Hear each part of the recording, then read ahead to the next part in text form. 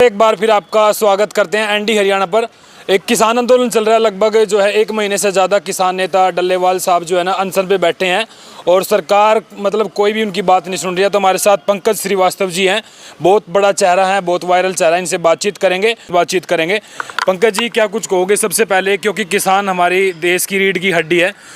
किसान लगातार जो है 1 साल से बॉर्डर पे बैठे हैं। किसान नेता डल्लेवाल 1 महीने से ज़्यादा हो गया ना कुछ खाया है, क्या कहोगे? देखिए, निश्चित तौर पर बेहद दुख की बात है कि देश के प्रधानमंत्री खुद जब किसान कानून जब लाया गया कोरोना काल में, जब संसद बंद था, काफ़ी देशव्यापी किसान विरोध के कारण जब तमाम किसानों के समर्थन में देश भर के किसान नेताओं के साथ कंधा में कंधा मिलाकर जब आंदोलन कर रहे थे, तो प्रधानमंत्री कह रहे थे ये तो मन का जो मैल है वो 2 मिनट में ख़त्म किया जाएगा। फिर प्रधानमंत्री जी कह रहे थे, उन्होंने लिखित माफ़ी मांगी। निश्चित तौर पर प्रधानमंत्री की बातों का कोई भरोसा नहीं है।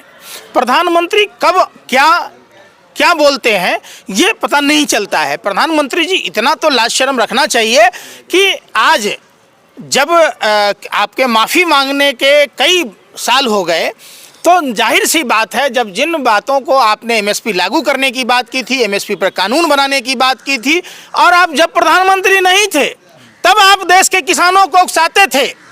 जब आप प्रधानमंत्री हो गए, जब आपके हाथ में पावर है, सत्ता है, जब आप कहते थे भाइयों एवं बहनों, मित्रों, पानी का खर्चा, खाद का खर्चा, बीज का खर्चा, यानी तमाम लागत पर 50% जोड़कर एमएसपी दिया जाएगा।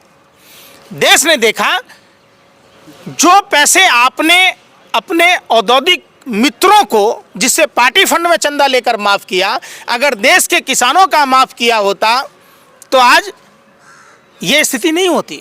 देश की अर्थव्यवस्था सुधरती। चूँकि भारत की अर्थव्यवस्था का 70% जो है भारत कृषि प्रधान देश है, सारा चीज़ एग्रीकल्चर पर ही डिपेंड करता है, खेतिहर मजदूरों का, ट्रांसपोर्ट सिस्टम का, बहुत सारी चीज़ें हैं। तो प्रधानमंत्री जी कम से कम इतना संवेदनहीन प्रधानमंत्री मैंने अपने जीवन में आज तक नहीं देखा, अच्छा नहीं सुना। पंकज जी, कुछ लोग राजनेता कहते हैं कि भी जब चुनाव आते हैं तभी जो है किसान जो है अपने घरों से लेकर के ट्रैक्टर ट्रॉली, आप चुनाव डाल दीजिए, आप किसानों की मांग मान लीजिए, साल भर बाद चुनाव करा लीजिए। आप तो वैसे भी कह रहे थे ना कि एक देश एक चुनाव कराएंगे। तो जब आपको ये लगता है, आज चुनाव कब हुआ आप बताइए? चुनाव दिल्ली में तो अब है ना, लेकिन वो किसान कितने दिन से बैठे हुए हैं? लगभग 47 दिन से तो डल्लेवाल जी अनशन पर हैं। सुप्रीम कोर्ट के आदेश को भारतीय जनता पार्टी नहीं मान रही है। देश के कृषि मंत्री शिवराज सिंह चौहान, जो कंस मामा, जिनके हाथ मध्य प्रदेश के किसानों के खून से रंगे हैं, वो कृषि मंत्री कुछ नहीं बोलता है। आप सोचिए, देश के प्रधानमंत्री कुछ नहीं बोलते हैं, आखिर क्यों?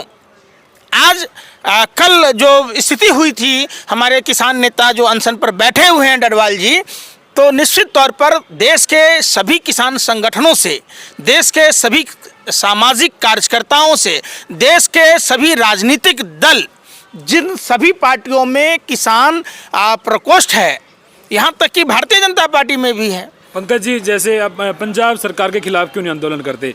देखो, किसान आंदोलन था उस टाइम पे, उसके बाद चुनाव हरियाणा में बीजेपी सत्ता में आई, तो पंजाब सरकार के खिलाफ क्यों नहीं करते वहाँ के लोग? अब अगर पंजाब सरकार के खिलाफ आंदोलन करेगा तो वो कहेगा आप अपने यहाँ मेयर के खिलाफ क्यों नहीं करते? ये आप पत्रकार हैं, आप समझिए। एमएसपी पर कानून पंजाब सरकार नहीं बनाएगी, एमएसपी पर कानून जो बनाएगी वो केंद्र सरकार बनाएगी। सबसे पहले आपको जानना जरूरी है ये चीज़। देखो, ये तो पता है, लेकिन देखो, किसान अगर नाराज थे तो हरियाणा में कैसे सरकार बन गई?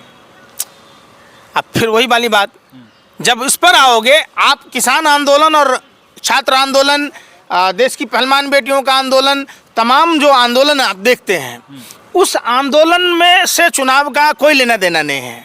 आप पहली बात समझ लीजिए। दूसरी बात, जिस तरीके से चुनाव आयोग के साथ मिलकर जिस तरीके से चुनाव नतीजों को प्रभावित किया जा रहा है, चंडीगढ़ की घटना, आप हरियाणा से आते हैं, आपको ये पता होना चाहिए कि 36 में से अनिल मसीह ने 28 वोट रिजेक्ट किए थे। उस दिन मीडिया के लोगों का प्रवेश वर्जित था। आपको भी पता होगा कि नहीं पता है किस तरीके से चुनाव नतीजों को प्रभावित किया गया। तो हरियाणा के चुनाव में खास करके भारतीय जनता पार्टी करती क्या है, जो विरोधी पक्ष वाले लोग वोटर्स होते हैं उनके वोट को, चूंकि उनका संगठन मजबूत है, अब समझो, और चुनाव आयोग से साठगांठ होने के कारण वो पहले अपने विरोधियों का वोट कटवाती है। फिर आपने मुरादाबाद में देखा होगा, बल प्रयोग करती है, विरोधियों को वोट डालने नहीं दिया जाता है। फिर आता है ईवीएम पर, 20 लाख ईवीएम लगभग गायब हैं, 19.5 लाख से ज्यादा, आप समझिए। और ये हम नहीं कह रहे हैं, ये सुब्रमण्य स्वामी क्या करते थे, जो इलेक्ट्रॉनिक चिप, जो माइक्रोचिप कंट्रोलर बनाने वाली कंपनियों से फोन पर बात करते थे। हम बात करते थे, कौन बात करता था, देश का प्रधानमंत्री क्या कहता था, आप बताइए ना। तो बात तो, या तो अगर ये बात ईवीएम हैक नहीं हो सकता है तो देश के प्रधानमंत्री को सार्वजनिक रूप से माफी मांगना चाहिए और इलेक्शन कमीशन को प्रधानमंत्री के ऊपर एफआईआर दर्ज करना चाहिए। लेकिन इलेक्शन कमीशन तो फैक्ट पे बात करता है ना। आज भी जो है एलिगेशन लगाए गए थे चुनाव आयोग के ऊपर, आज भी जो है फैक्ट टू फैक्ट बात करी है। इसका मतलब नरेंद्र मोदी झूठा है, इसका मतलब नरेंद्र मोदी झूठ बोल रहे थे, अरुण जेटली झूठ बोल रहे थे, सुषमा स्वराज झूठ बोल रहे थे। आप बताइए ना, जब अगर ये लोग झूठ बोल रहे थे तो अभी तो प्रधानमंत्री जिंदा है, सुब्रमण्यम स्वामी जिंदा है, जिन्होंने जापान में, जर्मनी में, अमेरिका में माइक्रोचिप कंट्रोलर बनाने वाली कंपनियों से बात किया करते थे। तो उन पर एफआईआर दर्ज क्यों नहीं होती है? क्यों उन लोगों को ईवीएम के खिलाफ सुब्रमण्यम स्वामी और देश के प्रधानमंत्री नरेंद्र मोदी ने गुमराह किया? उन पर एफआईआर दर्ज होना चाहिए अगर ईवीएम की सत्यता है तो। इसका मतलब प्रधानमंत्री झूठा है। पहले तो आप ये फैसला कीजिए कि प्रधानमंत्री झूठा है या इलेक्शन कमीशन झूठा है। अभी रमेश बदूड़ी जी का एक बयान आया है कि भाई प्रियंका जी के ऊपर भी उन्होंने टिप्पणी की थी, और जो दिल्ली की सीएम है फिलहाल अतीशी जी के ऊपर भी जो उन्होंने टिप्पणी करी, उसको लेकर किस तरीके से सोचते हैं? इतने बड़े मंच से, इतनी बड़ी रैली के अंदर से जो उन्होंने ये बात कही है, ये बात कोई नई नहीं है। भारतीय जनता पार्टी संस्कारहीन लोगों का है अड्डा, जिसके राष्ट्रीय अध्यक्ष हैं जयप्रकाश नड्डा। समझिए, आपने देश के प्रधानमंत्री को देखा होगा, जिस टीम का कैप्टन ही जो बदतमीजी बोलता हो, ओ दीदी बंगाल के चुनाव में आपने सुना था। फिर वो मंगलसूत्र बेटी उठा लेंगे तो गाय खोल लेंगे, भैंस खोल लेंगे तो मंगलसूत्र खोल लेंगे, ये जर्सी बछड़ा है तो ये जर्सी गाय है। ये बयान कौन देता? लेकिन ये तो होता है चुनाव के दौरान तो होते हैं बयानबाजी। ये बयान क्या लोकतांत्रिक है? क्या लोकतांत्रिक प्रक्रिया में देश के प्रधानमंत्री को ऐसी बातें बोलनी चाहिए? दीदी क्या दिक्कत? दीदी तो बहन को ही तो कहा जाता है दीदी। आप एक बात बताओ, मामा तो बाप का